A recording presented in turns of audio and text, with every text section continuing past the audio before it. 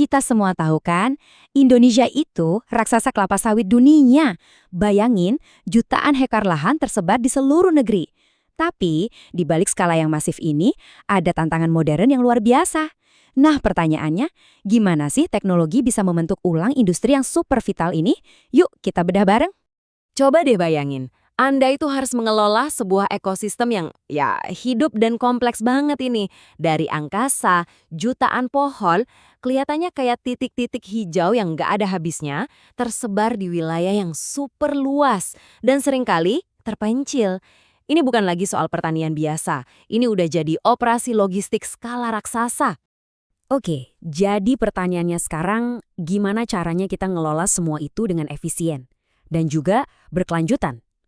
Gimana kita bisa tahu kondisi tiap pohon, tiap jengkal tanah, tanpa harus ngecek satu persatu?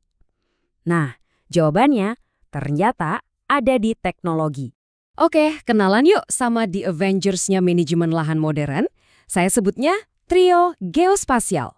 Mereka ini adalah survey, GIS, dan remote sensing. Masing-masing punya kekuatan supernya sendiri, tapi kekuatan sejati mereka itu baru keluar kalau mereka kerja bareng sebagai tim. Yang pertama ada surveying atau survei pemetaan. Gampangnya, anggap aja ini pencari fakta di lapangan atau ground truth. Jadi, para surveyor ini turun langsung, pakai alat canggih kayak GPS dan total station buat ngukur titik-titik di bumi dengan presisi tinggi banget. Nah, data inilah yang jadi fondasi utama yang paling akurat. Berikutnya, kita punya remote sensing atau penginderaan jauh. Kalau tadi di darat, yang ini adalah mata elang di langit. Dengan sensor yang dipasang di satelit atau drone, kita bisa ngumpulin data dari jauh. Teknologi ini ngasih kita gambaran yang super luas, bisa mantau kesehatan tanaman, penggunaan lahan, dan banyak lagi tanpa perlu kita sentuh langsung objeknya. Keren kan? Dan yang terakhir, ini dia otaknya, Sistem Informasi Geografis atau GIS. Anggap aja GIS ini kayak master chef yang canggih. Dia ngambil semua bahan, data dari survei lapangan dan penginderaan jauh, terus dia olah, dianalisis, dan dia sajikan dalam bentuk visual yang mudah dimengerti. Jadi GIS ini yang mengubah tumpukan data mentah jadi informasi cerdas yang bisa langsung kita pakai buat ambil keputusan. Nah, ini nih kuncinya. Mereka itu bukan kerja sendiri-sendiri.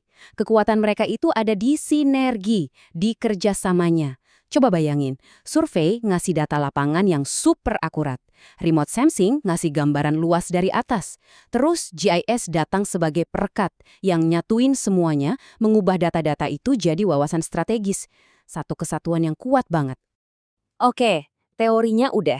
Sekarang, yuk kita lihat gimana trio ini benar-benar merevolusi industri kelapa sawit di dunia nyata. Apa sih dampak spesifiknya buat operasional kebun sehari-hari? Dulu, coba bayangin deh, cara ngelola kebun tuh kayak gini. Seorang krani atau administrator, kerjaannya sibuk warnain fotokopian peta kertas pakai spidol, buat nandain tahun tanam, area mana yang mau dipanen, atau bahkan lokasi mana yang rawan pencurian. Ya, sederhana sih, tapi kebayangkan, terbatas banget buat analisis yang rumit. Dan coba lihat bedanya sekarang. Di satu sisi kita punya peta manual dari zaman dulu.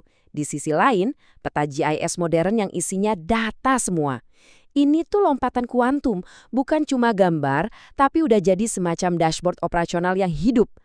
Nah, dengan teknologi baru ini, kita masuk ke era yang namanya pertanian presisi. Maksudnya apa? Ya, kita bisa misalnya ngitung jumlah pohon secara akurat pakai drone. Kita bisa pantau kesehatan tanaman dan deteksi penyakit kayak Ganoderma dari citra satelit. Kita bisa petain setiap jalan, batas HGU, sampai area konservasi. Bahkan, kita bisa bikin peta zona produktivitas buat nentuin rencana pemupukan yang paling pas. Intinya, setiap keputusan itu sekarang berdasarkan data, bukan kira-kira lagi. Terus, hasilnya apa? Nah, angka-angka ini bukan cuma statistik biasa loh. Peningkatan produktivitas lahan sampai 15% itu artinya panennya jauh lebih banyak dari lahan yang sama. Terus, pengurangan biaya operasional survei sampai 40%, itu penghematan besar banget yang bisa diinvestasikan lagi ke hal lain. Ini benar-benar efisiensi yang jadi game changer. Oke, kita udah ngomongin teknologi, udah ngomongin perusahaan. Tapi, ini bukan cuma soal itu. Ini soal peluang buat Anda semua. Yuk kita lihat gimana semua ini bisa jadi jalur karir yang benar-benar nyata dan menjanjikan. Yuk kita ngomongin yang konkret aja, uang. Sebuah posisi katakanlah asisten survei di industri sawit misalnya di Kalimantan, itu bisa dapat gaji awal di kisaran 5-7 juta rupiah. Untuk titik awal, ini angka yang solid banget buat masuk ke dunia profesional kan? Dan ini bukan cuma soal angka di atas kertas. Ada kisah nyatanya. Kenalan yuk sama Fajar Natalis di Rantau. Dia ini anak petani sawit yang berhasil mengubah sebuah keahlian yang dulu mungkin dianggap sepele, jadi karir yang cemerlang di salah satu perusahaan perkebunan top. Perjalanan karir Fajar ini nunjukin sebuah pola yang jelas banget. Dia mulai dari SMK jurusan survei pemetaan, terus lanjut ambil D1 pemeliharaan kelapa sawit. Karirnya dimulai sebagai mandor GIS. Dan hebatnya, cuma dalam waktu 2 tahun, dia dipromosikan jadi asisten GIS. Ini posisi staf yang biasanya loh diisi sama lulusan S1. Luar biasa. Jadi, apa sih yang dibutuhin buat bisa sukses di bidang ini? Tentu, ada skill teknis. Kamu harus bisa pakai software GIS kayak QGIS atau ArcGIS, bisa ngolah citra drone. Tapi, itu aja nggak cukup. Yang nggak kalah penting itu soft skills. Kemampuan buat mecahin masalah, mikir kritis, dan komunikasi. Jadi, ini perpaduan yang pas antara jago teknis dan jago analisis. Tentu aja, jalan ke depan itu nggak selamanya mulus kayak jalan tol. Pasti ada tantangannya. Nah, mari kita lihat apa aja sih tantangan dan juga peluang masa depan di bidang geospasial ini. Oke, kita harus jujur, ada beberapa tantangan yang nyata. Pertama, biaya investasi awal buat hardware dan software itu bisa mahal. Terus, nyali talenta yang benar-benar ahli di bidang ini tuh susah. Infrastruktur digital di daerah kebun yang terpencil juga sering jadi masalah. Belum lagi cuaca yang nggak bisa ditebak pas mau nerbangin drone. Tapi coba lihat dari sisi lain, setiap tantangan ini sebenarnya adalah peluang buat inovasi, peluang buat mereka yang bisa nemuin solusi. Dan kalau ngomongin peluang, wah masa depannya menarik banget. Kita ngomongin soal big data dan AI yang bisa memprediksi hasil panen atau penyebaran penyakit. Kita ngomongin soal Internet of Things atau IoT, di mana sensor di lapangan ngirim data real time. Ada juga mobile GIS, jadi kita bisa ngumpulin data langsung dari HP. Intinya, semua ini akan makin terintegrasi. Ini bukan lagi fiksi ilmiah, ini adalah evolusi agrikultur selanjutnya. Jadi, pada akhirnya teknologi geospasial itu bukan lagi sekedar alat bantu.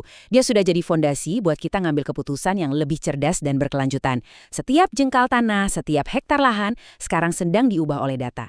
Nah, pertanyaannya sekarang buat Anda. Siapkah Anda jadi bagian dari orang-orang yang ikut memetakan masa depan?